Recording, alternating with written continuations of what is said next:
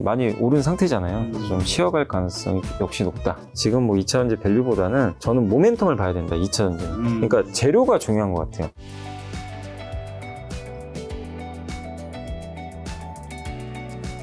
그리고 이번에는 이제 많은 개인분들의 종목이라고 할 수 있는 2차 전지 종목들 한번 좀 개별 종목도 진단 좀 받아보려고 하는데 LG 에너지솔루션, 이제 LG학, 삼성에이스, SK이노베이션, 일단 셀부터 한번 볼까요? 근데 이제 LG엔솔도 이제 모든 이벤트들이 다 반영되다 보니까요. 좀 재미가 없는 거죠. 이렇게 주가가 한번 급등했다가 급락했다가 다시 지금 이제 60만 원까지 왔는데 미국 IRA 법안 최대 수혜주고 앞으로 미국에서 이제 배터리 생산할 때마다 돈을 보조금을 이제 받게 되거든요. 그래서 그게 엄청난 액수라고 하니까 주가 좀 올랐는데 다만 이제 이게 지금 PER이 몇 배죠? 제가 알기로는 그때 100배였던 것 같긴 한데 옛날에 지금 67배 올해 작년이 131배 그래서 올해 67배 정도 될 것 같고 내년 기준으로는 45배 내후년이 28배 그러니까 지금 주가는 25년도 실적까지 당겨 반영한 거예요. 네, 28배 정도. 뭐 28배 정도면은 2차전지 회사 치고는 그렇게 비싸다고 할 수 없는데 다만 이제 여러분들이 생각하실 건 25년, 6년, 7년으로 갈수록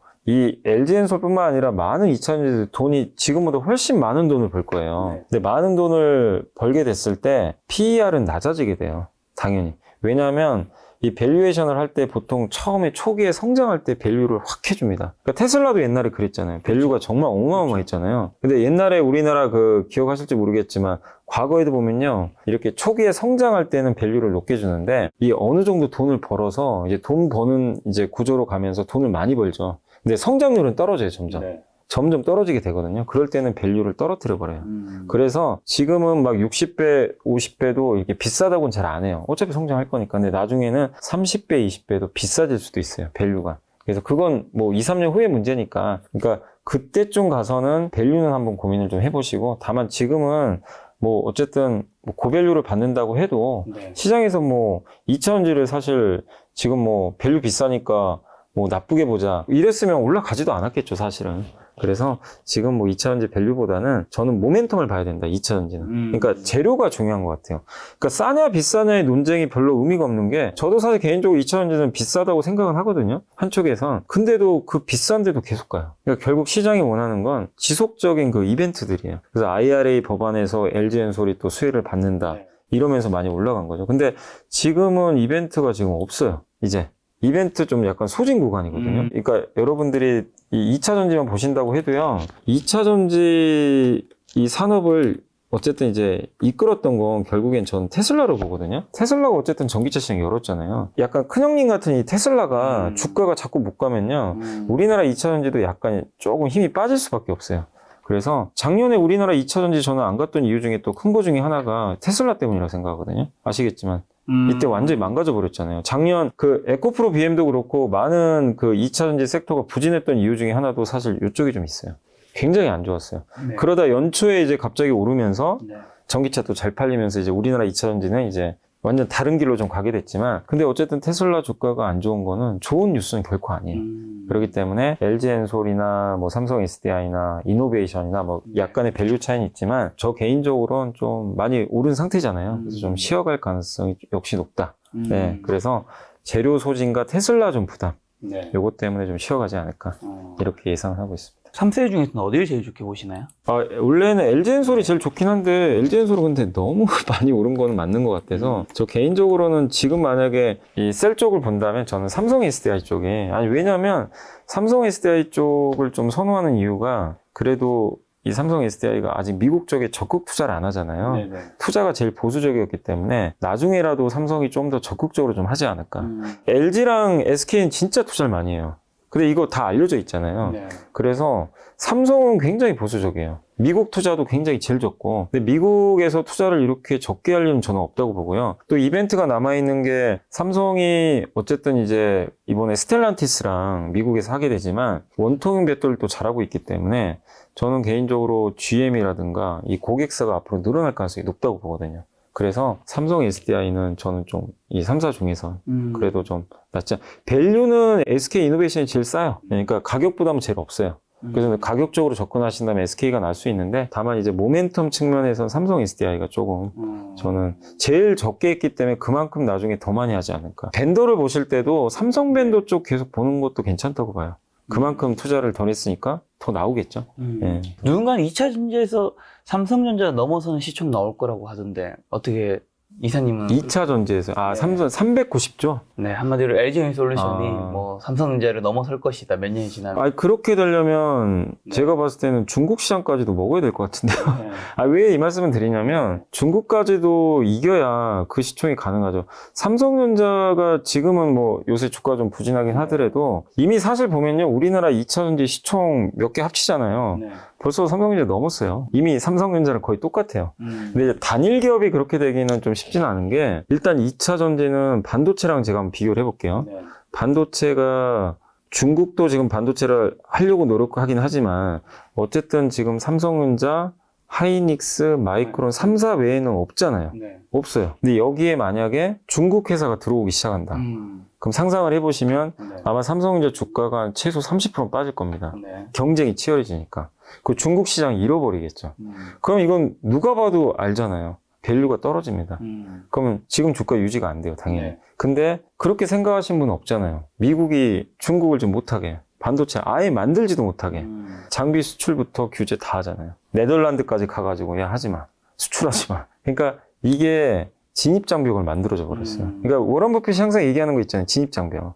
그게 있잖아요. 그게 반도체는 지금 있어요. 그 반도체는 어마어마한 투자를 해야 되잖아요. 아무나 못 하거든요. 지금도 계속 기술 개발해야 되고, 이 배터리는 소재 싸움인데 네. 반도체는 장비 싸움이거든요.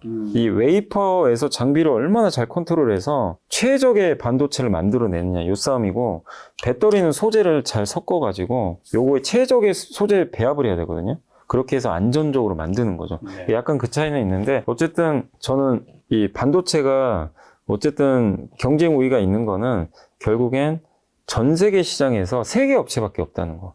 여기에 높은 점수를 저는 좀 주고 있어요. 다만 이제 너무 막 업앤다운이 심하죠. 사이클이 막 이랬다 저랬다 하니까 사이클이 있다는 단점은 있지만, 그래서 배터리 한 기업이 삼성전자 넘는 거는 저는 사실 좀 쉽진 않다. 근데 그 전제 조건은 뭐 예를 들면 LG엔솔이겠죠. 지금 가장 가능성 있는 건 그렇죠. 시총이 130조니까 네.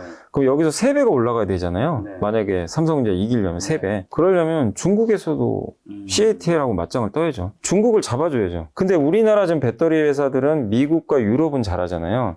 중국은 없잖아요. 중국은 그들 플레이인데. 그러니까 반도체처럼 되려면 중국을 먹어줘야 돼요. 그리고 2차 전지도 영원히 사이클이 없는 건 아니에요. 네. 언젠간 2차 전지도 사이클이 생기겠죠. 지금은 아닌데 몇 년 후에는. 왜냐면 이제 자동차도 많이 팔리면서 공급도 늘 거고 할 텐데, 그때 반도체처럼 되려면 반드시 그 진입장벽을 형성을 시켜줘야 돼요. 그러니까 LG, 삼성, SK가 뭐 예를 들면 지금 파나소닉하고도 경쟁을 하지만 CATL하고도 경쟁하지만 이들 업체보다 어쨌든 경쟁 우위에 계속 있어야 되고, 그리고 지금 유럽도 있고 우리가 몰라서 그렇지 배터리 만드는 기업은 정말 많아요. 근데 이제 자그마한 기업들이 많죠. 근데 이 기업들이 이게 들어오면 안 되죠. 아시겠지만 반도체도 치킨 게임 몇 번 했습니까? 그렇죠. 하이닉스도 망할 뻔하고. 네. 그거 살아남아서 3개 남은 거예요. 그러니까 배터리도 이제 그렇게 되면 만약에 앞으로 3, 4개밖에 안 남는다. 그러면 충분히 가능할 수도 있는 얘기인데, 그렇게 되기는 아직은 잘 모르겠어요. 중국이 네. 왜냐면 그리고 반도체는 중국이 못 만들어요. 네. 어찌됐건. 근데 배터리는 CATL이 어찌됐건 세계 1등입니다. LG엔솔이 2등이잖아요. 그거 인정은 해야죠. CATL이 1등이니까 점유율로는 다 합치면. 그러면 LG엔솔이 중국에서 점유율을 높여줘야 저는 좀 가능하다. 2차 전지에서 또 가장 뜨거운 거는 에코프로 BM이죠. 한번 이제 차트 보시면서 뭐 투자 포인트랑 좀 주의할 점 같은 게 있을까요?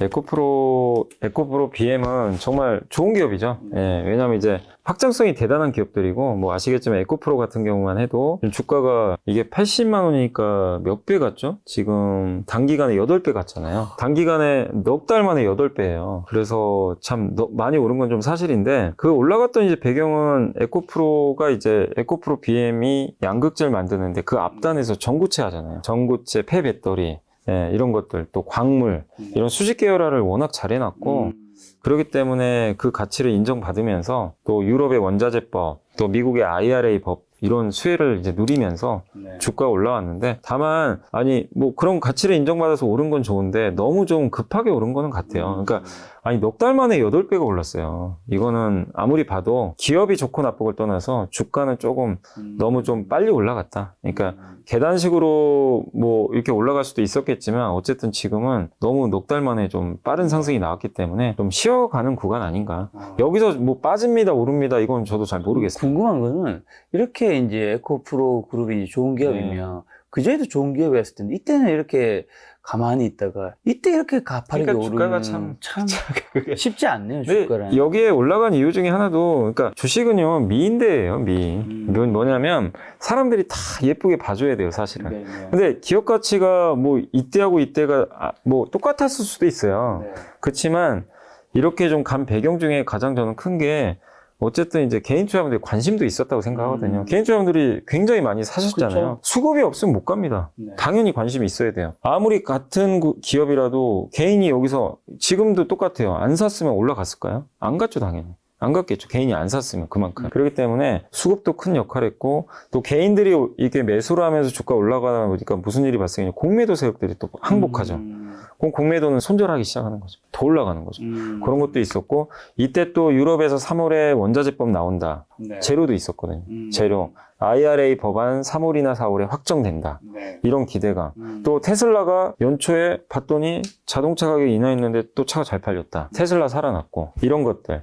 그리고 중국은 확실히 이제 배제하는구나. 그러면 중국을 배제했을 때 수혜받는 기업이 누가 될까? 그러니까 이런 것들이 그냥 갈 수는 없어요. 이게 맞물리는 거고.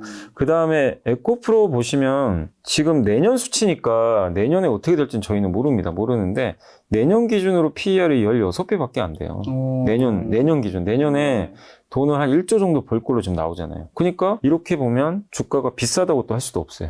왜냐하면 이게 원래 그 가장 많이 벌었을 때가 1년에 지금 2,400억 벌었거든요. 네. 근데 작년에는 이게 지배주주 순이익이죠. 지배주주 순이익으로는 작년에는 361억인데 올해가 중요해요. 올해가 5,900억 벌 걸로 예상을 해요. 저는 이제 이렇게 말씀을 좀 드리고 싶어요. 갖고 계신 분들 입장에서는 이제 선택을 해야 되잖아요. 8배 올랐으니까 뭐 팔든가 더 보든가 이 둘 중에 하나인데 일단 계속 나는 가져가시려고 하시는 분들은 첫 번째가 이제 매분기 실적 발표하잖아요.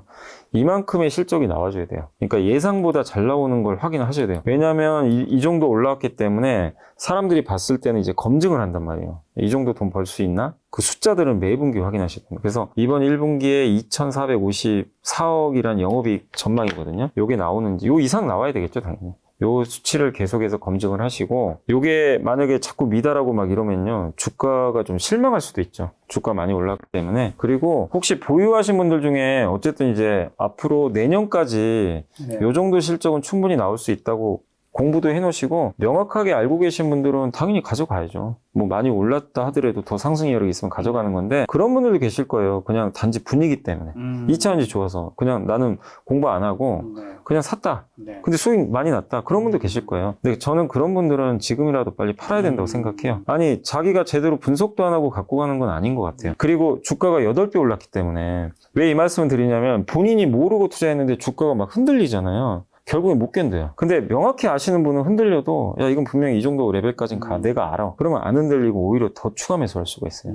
그 차이거든요. 그래서 혹시 에코프로나 이렇게 좀 많이 이거 에코프로만 해당되는 게 아니라 그동안 많이 올라갔던 모든 기업 다 해당돼요. 뭐 로봇주도 있을 거고 그 기업들 다 똑같아요. 내가 명확하게 분석이 안 된 상태라면 주가 많이 올라갔을 때는 어쨌든 저는 그거는 좀 비중을 줄이는 게 맞다. 예, 본인이 감당할 수가 없어요. 포스코홀딩스랑 포스코퓨처면요? 포스코홀딩스는 저는 내년까지는 좀 봐도 된다. 이렇게 올라도 주가가 아직도 싸요. PBR이 0.6배밖에 안 돼요.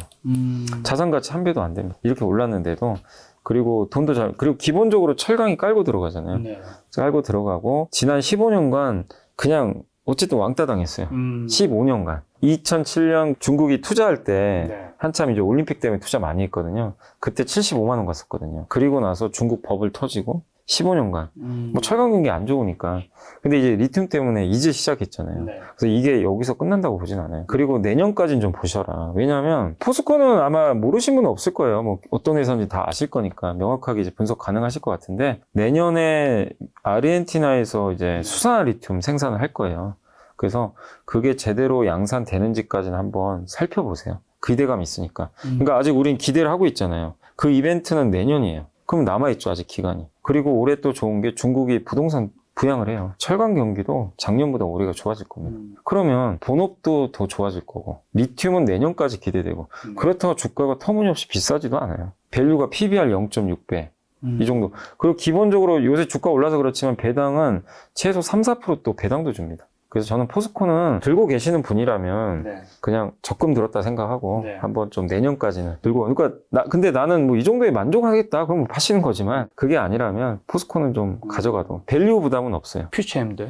퓨처엠은 근데 솔직히 너무 많이 올라서 저는 좀 개인적으로 퓨처엠은 좀 지금 한번 고민을 해보죠. 이게 더 갈 수도 있지만 여기 보시면 PER이 116배거든요. 어마어마하죠. 그러니까 2년 후에도 41배나 돼요. 그러니까 이거는 솔직히 저는 좀 개인적으로 지금 보시면 어마어마하죠. 뭐 왜 간지는 아실 거예요. 포스코 그룹의 핵심. 지금 양극재 또 어떻게 보면 포스코가 이 수직 계열에도 잘 해놨고 네. 중국을 대체할 기업 중에 하나잖아요. 어떻게 보면 이 코스닥에 에코프로가 있었다면 네. 코스피에는 포스코 퓨처엠이 있었던 거죠. 근데 다만 포스코 퓨처엠은 밸류 부담이 좀 상당하니까 네. 저는 개인적으로 지금은 조금 보수적으로 좀 봐야 되지 않나. 오히려 포스코홀딩스가 좀 부담은 없다. LNF는요?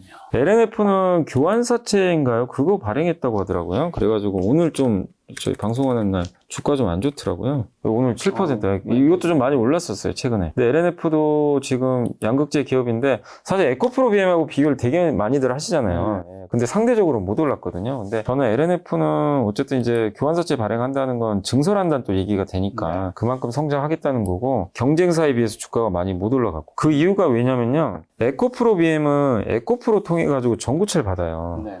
근데 LNF는 JH 케미칼인가요? 제가 이름이 틀릴 수 있는데 거길 통해서 전구체를 받는데 이게 수량이 좀 많지가 않아요. 그래서 항상 하는 얘기가 LNF는 전구체 이 앞쪽에 이 조달처를 좀 많이 늘려야 된다. 그러면 할인율이 줄어서 주가 더 갈 텐데 그걸 좀 못 보여줬어요. 네. 근데 그걸 올해 보여준다면 저는 LNF도 괜찮다. 그리고 LNF는 테슬라에 납품하는 걸로 알려져 있잖아요. 직접. 테슬라가 거기 이제 배터리 만들 때 양극재 회사로 아마 LNF를 선택한 걸로 그때 기사가 나온 걸로 제가 기억을 하고 있습니다. 그래서 공시도 나왔죠. 그 3조 원짜리. 공시 아마 나왔던 걸로 제 기억이 나요. 그때 아마 LNF가 여기 3조 원으로 제 기억이 납니다. 당시에 여기 공급 계약 여기 있죠. 여기 있네요. 여기 보시면 그 단일 판매 공급 계약 체결 여기 하이니켈 여기 테슬라 써있죠. 여기 3.8조. 예. 여기 그래서 테슬라에 또 직납할 정도로 굉장히 경쟁력 있는 기업이에요. 네. 그래서 테슬라 주가의 연동은 되겠지만 테슬라가 앞으로 배터리 생산을 계속 늘릴 거기 때문에 네.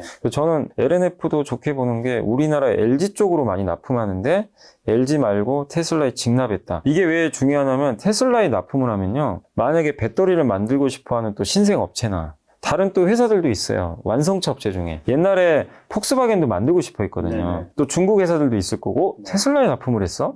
그러면 이제 그런 니즈가 있는 기업들은 LNF 걸 쓸 가능성이 높아요. 그래서 저는 좀 장기적으로 한번 보자. 그러니까 포스코 퓨처엠은 나빠서가 아니라 너무 올라가가지고 조금 단기적으로 조심하자는 의견이고 LNF는 사실 별로 오른 게 없거든요. 그리고 이것도 교환사채도 물량 부담은 좀 있겠지만 그래도 성장을 위한 투자니까 오히려 좀 지금보다는요 좀 충분히 좀 내려온다면 한번 또 비중 확대도 가능하지 않을까. 나노신소재는요? 나노는 이제 그거죠. 그 도전제. 도전제가 뭐냐면은 이제 양극과 음극, 양극재, 음극재 여기 이제 만들 때 양극 활물질에다가 도전제랑 그 바인더를 딱 붙여가지고 이제 양극을 만드는 건데 이 도전제가 아마 전자 이동 통로로 제가 알고 있어요. 그래서 도전제가 반드시 중요합니다. 네. 중요하고 도전제가 근데 요새 이제 제일 많이 쓰는 도전제가 원래는 카본 블랙이라고요. 이 카본 블랙 소재를 원래 많이 쓰는데 나노신소재가 하는 건 CNT, 탄소 나노튜브라고 아마 들어보셨을 거예요. 그게 뭐냐면 이제 철보다 막 단단하다. 네네. 탄성도 좋고 그래서 꿈의 소재로 불리는데 네. 그걸 이용해서 도전제를 만든 거예요. 네. 근데 그걸 쓰면요. 카본 블랙이 요만한 크기라고 쳐볼게요. 네. 근데 CNT는 요만큼만 쓰면 돼요. 이게 왜 중요하냐면 요만큼 덜 쓰면 요 나머지를요 양극재 쓰면 돼요. 양극할 물질이 이만큼 더 들어가면 배터리 성능은 더 늘어나겠죠. 당연히. 음극재도 그렇죠. 마찬가지예요. 그러니까 이 카본 블랙보다 CNT를 쓰면요 네. 조금만 써도 돼요. 그럼 그 남는 걸 다른 소재를 써가지고 배터리 성능을 올려버립니다. 그걸 만드는 이제 회사 중에 하나고, 이 회사는 그러면 그 중에 뭘 만드냐? CNT 도전제를 이제 만드는 회사인데, 음극제용 CNT 도전제는 전 세계에서 유일하게 만드는 걸로 제가 알고 있어요. 양극제용은 몇몇 경쟁사가 있어요. 있는데 음극제용이 만들기가 굉장히 좀 어렵다고 하더라고요. 근데 그거를 이제 국산화해가지고 전 세계에서 아마 유일하게 하는 걸로 제가 알고 있고, 그래서 주가가 이렇게 많이 올랐어요. 왜냐하면 이 CNT 도전제가 왜 필요하냐면, 음극제에 실리콘 음극제를 이제 많이 쓸 거예요. 흑연 말고. 흑연에다가 한 5에서 10% 실리콘을 넣으면은 수명도 길어지고 충전 시간이 줄어들어요. 그런 장점이 있는데, 단점이요. 이걸로 치면, 이게 배터리로 치면 얘가요, 실리콘 음극제를 많이 넣죠. 이게 부풀어 올라요. 위험하겠죠. 여기다 저 CNT 도전제를 좀 넣어주면 얘가 좀 가라앉는데요. 그런 또 특징이 있어요. 그래서 실리콘 음극제 성장할 때 같이 가는 회사예요. 그래 주가 많이 오른 거예요. 앞으로. 그래서 나노신소재가 이제 그런 이슈로 많이 올랐는데, 다만 제가 좋은 얘기 해드렸지만 이것도 역시 너무 많이 올라가지고 주가가 싸지는 않습니다. 93배 PER 51배. 포스코 퓨처형하고 비슷해요. 그래서 저는 개인적으로 나쁘다가 아니라 좀 올라서 지금은 좀 단기적으로는 조금 좀 보수적으로 보자. 근데 요거랑 좀 같이 보시는 기업이 그 도전제 중에서 제이오라는 기업이 있어요. 제이오는 뭐냐면은 나노신소재가 그 도전제를 만들잖아요. 도전제 원재료 있죠. 이 분말 있어요. 이 CNT 분말. 그걸 만드는 회사가 이 제이오입니다. 그러니까 약간 이제 가루 같은 거를 넘겨주는 회사. 이 기업도 이제 그 반드시 나노신소재나 이런 기업들이 도전제 만들 때 원재료가 있어야 되니까 괜찮은데, 상대적으로는 또 제이오는 그렇게 많이 오른 건 아니라서 이 기업도 보시다. 이 두 기업이 제가 봤을 때는 도전제에선 가장 핵심 같아요. 그래서 장기적으로 공부 한번 해보시고 관찰하시되, 다만 둘 다 지금 너무 많이 올랐잖아요. 그래서 좀 쉬어갈 수 있다. TCC 스틸은요? TCC 스틸은 그것도 엄청 올랐네요. 이게 원통형 배터리 있죠. 원통형 배터리에 그 캔 있죠. 캔 안에다가 이 배터리를 이렇게 집어넣거든요. 그래서 원통형 배터리 되는 건데, 그 캔, 이 겉에 이거죠, 요거 만드는 회사가 TCC 스틸이에요. 요 소재. 이 알루미늄으로 된 거죠. 이 도금 강판인데, 이게 제가 알기로는 이게 주석 도금 강판으로 알고 있어요. 제가 이게 맞는지 모르겠는데, 이게 아마 주석 도금 강판이고, 그 다음에 그 참치캔 아시죠? 네네네. 참치캔이 전해 도금 강판. 그게 이제 TCC 스틸이 만들어요, 실제 요 소재를. 근데 이제 배터리, 원통형 배터리는 니켈 도금 강판. 네. 그거를 우리나라에서 유일하게 만드는 회사예요. 그 주가 이렇게 올라갔어요. 이 회사가 이거를 지금 한국에선 유일하게 만드니까. 근데 일론 머스크 때문에 많이 올랐죠. 왜냐면 일론 머스크는 원통형 배터리를 많이 만들잖아요. 그래서 우리나라에서도 이제 원통형 배터리 수요가 늘다 보니까 이렇게 이제 올라간 건데, TCC 스틸도 어쨌든 똑같아요. 저 여전히 좋게 봐요, 장기적으로. 근데 다만 너무 올랐잖아요, 주가가 단기간에. 그래서 단기적으로는 좀 주의는 하자. 그 얘기지. 저는 뭐 이쪽 그 산업도 여전히 좀 크다. 예. 2차전지 종목 자체가 전반적으로 굉장히 많이 너무, 올랐는데, 예, 그게 좀 여전히 신규 매수도 추천하시는지라 앞으로 좀 더 갈 수 있는, 아직 좀 덜 오는 종목도 있을 거잖아요. 그러니까 그리고 저는 지금이라도 익절해야 되는 종목은 좀 예. 어디가 있을까요? 그러니까 이제 여러분들이 좀 잘 판단하시길, 저도하고 뭐 어디가 고점인지 제가 어떻게 알겠어요, 사실은. 다만 좀 지금은 좀 조심은 하자. 왜냐면 아까도 제가 차트 보셨지만 이걸 가지고 안 올랐다고 하신 분은 없을 거예요. 많이 오른 건 맞기 때문에 조심해서 나쁠 건 없어요, 단기적으로. 그래서 그런 점이 있기 때문에 지금 적극적으로 투자하기는 좀 어렵다. 좀 기다리다, 충분한 좀 조정을 좀 기다렸다가 하시고, 그 앞으로 2차전지 보실 때 핵심이 어딘지를 좀 보셨으면 좋겠어요.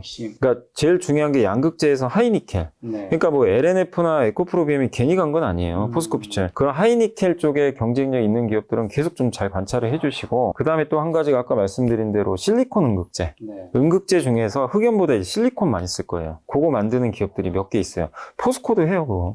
포스코도 하고, 그 다음 그거 하고 있는 대표회사가 대주전자재료, SKC, 이런 기업들이 하고, 동진세미케, 이런 기업들, 또 한솔케미칼, 이런 기업들이 그쪽에 연결돼 있어요. 그래서 그런 기업들 좀 보시고, 아까 도전제, CNT 도전제도 앞으로 당연히 많이 또 쓸 수밖에 없기 때문에, 그런 쪽과 관련된 기술과 관련해서 앞으로 많이 쓰일 것들 한번 고민해 보시되, 다만 이제 너무 많은 기업들이 많이 올랐으니까 저는 지금은 조금 단기적으로 어쨌든 좀 쉬어가야 또 오히려 더 좋은 흐름 나올 수 있다고 보거든요. 그래서 2차전지주에 대해서는 조금 지금은 좀 과열을 시켜야 된다.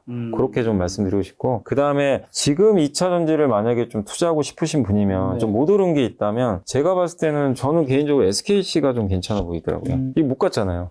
동박해서. 계산대. 예. 네. 그래서 지금 그렇다고 너무 오른 걸 좀 할 수는 없거든요. 네. 그래서 저는 개인적으로는 SKC, 물론 동박회사들이 좀 실적이 좀 부진하다 보니까 올해 1분기까지는 안 좋대요. 그래서 좀 부진했지만 그래도 좀 개인적으로 이쪽이 좀 낫지 않을까. 좀 못 올랐기 때문에 네. 성장성도 분명히 있지만 거기다가 실리콘 응급제 사업도 하고 있거든요. 네. 예. 그래서 이런 쪽 한번 보시면 어떨까. 올해 지금 1분기는 완전히 2차 전지에 휩쓸었는데 2분기랑 하반기도 2차 전지가 계속 휩쓸까요? 휩쓸진 않을 것 같아요. 그러니까 뭐냐면 1분기만큼은 근데 주도주기 때문에 지금 강세장이잖아요. 네. 강세장이 이어지는 구간에선 주도주는 안 무너져요. 그러니까 이끌긴 할 것 같아요. 네. 근데 1분기만큼의 퍼포먼스가 나오기는 쉽진 않죠. 그만큼은 아니고 그래서 만약에 2분기, 3분기로 간다면 못 오른다기보다는 이제 1분기보다는 좀 완만하게 올라도 그리고 중간중간 변동성도 한 번씩 크게 나올 것 같아요.